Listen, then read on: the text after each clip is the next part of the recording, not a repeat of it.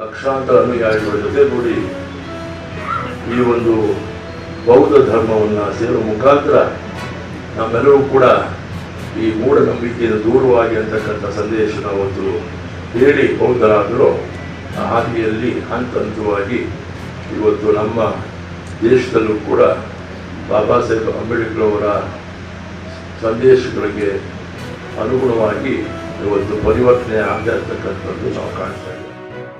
ಆದರೆ ಮಾಡಬೇಕಾದ ಕಾರ್ಯಗಳ ಬಗ್ಗೆ ಅವರು ವಿಸ್ತೃತವಾಗಿ 84,000 ಬೋಧನೆಗಳಲ್ಲಿ ಅವರು ತಿಳಿಸಿದ್ದಾರೆ. ನಮ್ಮ ಸ್ಕಂದಗಳು ಅಂತ ಅದನ್ನು ಕರೀತಾರೆ.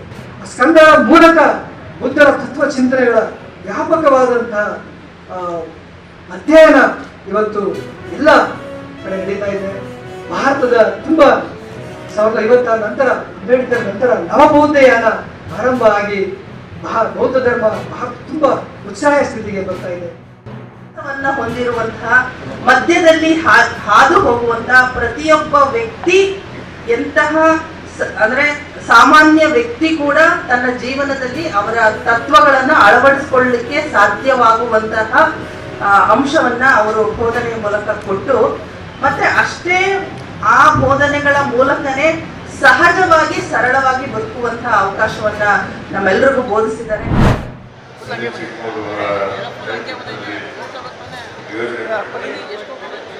ಅವರು ಮಾಡಿರ್ತಕ್ಕಂಥ ಅಭಿವೃದ್ಧಿ ಕಾರ್ಯಕ್ರಮಗಳ ಶಂಕುಸ್ಥಾಪನೆ ಮತ್ತು ಉದ್ಘಾಟನೆ